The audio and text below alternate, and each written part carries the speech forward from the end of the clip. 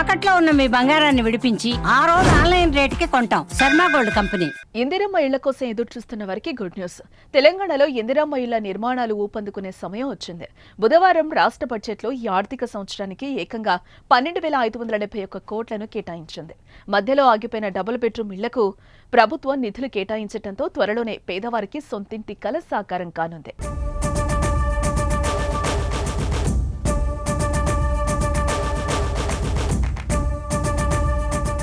పేదలకు తమ సొంత ఇల్లు ఉండాలనే లక్ష్యంతో గత ఎన్నికల్లో ఇచ్చిన ఇందిరమ్మ ఇళ్ల పథకాన్ని వీలైనంత త్వరగా అందించాలని ప్రభుత్వం భావిస్తోంది. ఈ మేరకు బడ్జెట్లో గత ఏడాది కంటే భారీగా నిధులు కేటాయించింది. ఈ ఆర్థిక సంవత్సరానికి ఏకంగా 12,571 కోట్లను కేటాయిస్తున్నట్లు బడ్జెట్లో ప్రకటించారు.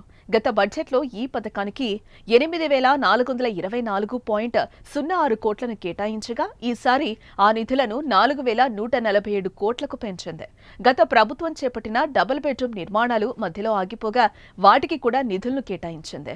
గత ప్రభుత్వం 2.36 లక్షల 2 పడక గదుల ఇళ్లను మంజూరు చేయగా వాటిలో 1,58,000 ఇళ్ల నిర్మాణాలు పూర్తి కాగా మరో 34,545 ఇళ్లు వివిధ దశల్లో ఆగిపోయాయి. ఇలా నిలిచిపోయిన ఇళ్లకు ప్రస్తుత ప్రభుత్వం 305.03 కోట్లను కేటాయించింది.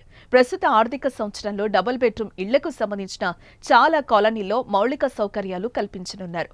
ఇందుకోసం ప్రత్యేకంగా నిధులు కేటాయించారు.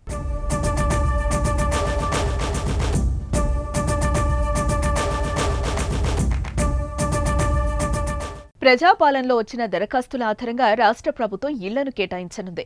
ఇప్పటి వరకు రాష్ట్రంలో 80.54 లక్షల దరఖాస్తులు రాగా అధికారులు వాటిని ఇందిరమ్మ ఇళ్ల యాప్తో సర్వే జరిపి L123 విభాగాలుగా వర్గీకరించారు. L1 కేటగిరీలో సొంత జాగా ఉండి ఇళ్లు లేని వాళ్లను చేర్చారు. L2 కేటగిరీ విషయానికొస్తే సొంత స్థలం లేకుండా ఇళ్లు లేని వారి జాబితా చేశారు. L3 కేటగిరీలో సొంత ఇల్లుండి ఇందిరమ్మ ఇంటి కోసం దరఖాస్తు చేసుకున్న వారిని చేర్చారు. ఏటా నియోజకవర్గానికి 3,500 ఇళ్ల చొప్పున రాష్ట్రంలో గరిష్టంగా 4,50,000 ఇళ్లను అందించేలా రేవంత్ సర్కార్ కసరత్తు చేస్తోంది. ఇందులో ఒక్కో ఇంటికి 5 లక్షల చొప్పున కేటాయిస్తోంది.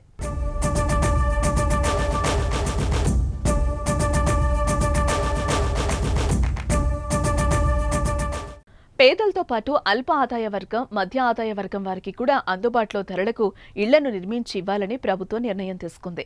ORR, RRR మధ్య శాటిలైట్ టౌన్షిప్ల ఏర్పాటుకు ప్రభుత్వం అఫోర్డబుల్ హౌసింగ్ పాలసీని సైతం తీసుకురానుంది.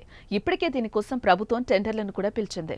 బడ్జెట్లో దీని ప్రస్తావన ఉండడంతో ఈ ఆర్థిక ఏడాదిలో ఈ రెండు వర్గాల ప్రజల ఇళ్ల నిర్మాణానికి అడుగులు పడతాయనే ఆశాభావం వ్యక్తమవుతోంది. 22,500 కోట్ల రూపాయల అంచనా వ్యయంతో ప్రతి నియోజకవర్గానికి కనీసం 3,500 చొప్పున మొత్తం 4,50,000 ఇళ్లను మంజూరు చేస్తాం.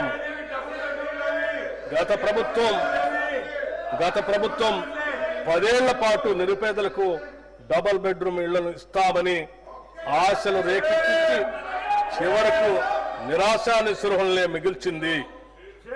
అసంపూర్తిగా నిలిచిపోయిన గృహాల్లో 34,545 నిర్మాణాలకు 305 కోట్ల 3 లక్షల రూపాయల నిధులను కేటాయించి వాటిని అందుబాటులోకి తెస్తున్నాము.